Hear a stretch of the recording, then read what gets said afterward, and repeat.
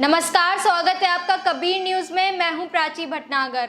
अगर आपको हमारी खबरें पसंद आती हैं तो सब्सक्राइब करें हमारा यूट्यूब चैनल कबीर न्यूज़, और आप हमें फेसबुक पर भी देख सकते हैं। हमारा फेसबुक पेज है कबीर न्यूज़। अमेरिका के सिस्को कंपनी के कर्मचारी ने जाति भेदभाव को लेकर याचिका दर्ज की है। सिस्को जैसी नामी कंपनी पर सवाल उठाए जा रहे हैं। इस याचिका के बाद और जातिवाद को लेकर भेदभाव महसूस कर रहे लोग खुलकर सामने आ रहे हैं। उनका कहना है, जब मैं अपनी बेटी को संगीत की कक्षा में ले गई तो शिक्षक ने बताया कि कुछ ही समुदाय के लोगों में ही संगीत सीखने की काबिलियत होती है, और उसके बाद उन्होंने हमारी जाति के बारे में पूछा। दूसरा मामला सुनिए, दलित पुजारी क्यों नहीं हो सकते। जब मैंने ये सवाल समर्थ समुदाय के एक दोस्त से पूछा और कहा कि किसी को मंदिर में प्रवेश से रोकना ठीक नहीं है, तो मेरे उस दोस्त ने कहा कि ब्राह्मण तेज बुद्धि वाले होते हैं और स्वच्छ होते हैं। उसके मुताबिक दलित साफ सफाई से नहीं रहते हैं, नियमित रूप से नहाते नहीं हैं, इसलिए वे केवल टॉयलेट साफ करने के लिए उपयुक्त होते हैं। ये कुछ उदाहरण भर हैं उन 60 गवाहियों में से जो अमेरिका में रहने वाले भारतीयों ने दर्ज कराए हैं। अमेरिका स्थित अंबेडकर किंग स्टडी सर्किल ने 2 से 3 सप्ताह के बीच 60 लोगों के अनुभवों को एकत्रित किया है। कैलिफोर्निया के डिपार्टमेंट ऑफ फेयर एम्प्लॉयमेंट और हाउसिंग ने टेक्नोलॉजी की दुनिया की बड़ी कंपनी सिस्को में एक दलित कर्मचारी के साथ जातिगत भेदभाव करने के चलते 30 जून को मुकदमा दर्ज कराया। इसके एक दिन बाद 60 लोगों के अनुभवों को प्रकाशित किया गया है। क्या है याचिका? इस कानूनी नोटिस में बताया गया है कि किस तरह कंपनी 2 सवर्णों को पीड़ित का उत्पीड़न करने की छूट दे रही थी। सिस्को ने कहा है कि वे अपने खिलाफ लगे आरोपों पर पूरी तरह अपना बचाव करेगी।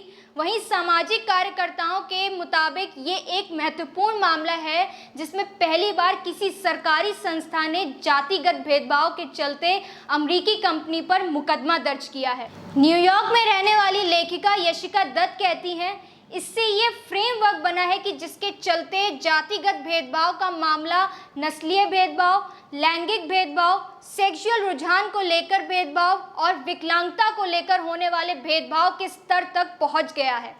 कोलंबिया यूनिवर्सिटी की स्नातक यशिका ने 2016 तक दुनिया से अपनी जातीय पहचान छिपा रखी थी, लेकिन जब उन्होंने पीएचडी के छात्र रोहित वेमुला का आत्महत्या से पहले लिखा गया पत्र पढ़ा तो उन्होंने सोशल प्लेटफॉर्म पर लोगों को बताया कि वे दलित हैं।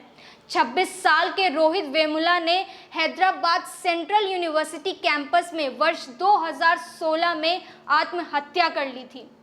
याशिका को अपने पोस्ट पर कई तरह की प्रतिक्रियाएं मिली, जिनमें उन्हें कहा गया वे दलित जैसी दिखती हैं, दलित लड़कियां कोलंबिया कैसे पहुंच गईं, जैसी प्रतिक्रियाएं उन्हें भी शामिल हैं। अमेरिका में संवर जाति। भारतीय मूल के 45 लाख लोग अमेरिका में रहते हैं। सिस्को वाले मामले में कानूनी नोटिस में कहा गया है, अमेरिका में रहने वाले ज़्यादातर भारतीय संवर जातियों से हैं। 2003 में अमेरिका में रह रहे भारतीयों में केवल 1.5% लोग ही दलित या पिछड़ी जातियों से हैं। 90% से ज़्यादा लोग सवर्ण और प्रभुत्व रखने वाले वर्गों से हैं। सामाजिक कार्यकर्ताओं के मुताबिक जातिगत प्रभुत्व आज के समय में नज़र भी आता है, चाहे वह नौकरी की बात हो या फिर कारोबार चलाने की या फिर राजनीति में जगह बनाने की। दलितों के 20 से 25 साल पहले यहाँ आने वाले लोगों में 50% से ज़्यादा लोग ब्राह्मण और संवर जातियों से थे। इस रिपोर्ट में कहा गया है कि इन लोगों को दलित और पिछड़ी जातियों की तुलना में एक बढ़त हासिल थी, खासकर उन लोगों को जो 20 साल पहले अमेरिका में आए थे। जो लोग अमेरिका आए उनमें से कई अपनी जाति को भी साथ ले आए। भारत में जातिवाद आम बात। भारत में ऐसे ढेरों मामले सामने आते रहे हैं जहां दलितों को मंदिर में प्रवेश नहीं दिया गया, उन्हें अपमानित किया गया या फिर उनकी हत्या कर दी गई। ये सब तब होता है कि जब भेदभाव के खिलाफ देश में सख्त कानून है। सूरज योगड़े ने कहा, अमेरिका में भेदभाव सूक्ष्म स्तर पर होता है, त्योहारों में होता है, आप क्या खाते हैं, क्या पहनते हैं, इन सब से होता है। लोग पीठ पर हाथ मारकर जनेऊ टटोलने की कोशिश करते हैं, जाति का पता लगाने की कोशिश करते हैं। 2014 में अमेरिका आए कार्तिकेयन कहते हैं बीफ को दलितों से जोड़कर देखा जाता है, जबकि बीफ नहीं खाने वाले दलितों की अच्छी खासी संख्या है। दलित अपने साथ होने वाले बहिष्कार, करियर में भेदभाव और उत्पीड़न की शिकायत करते हैं।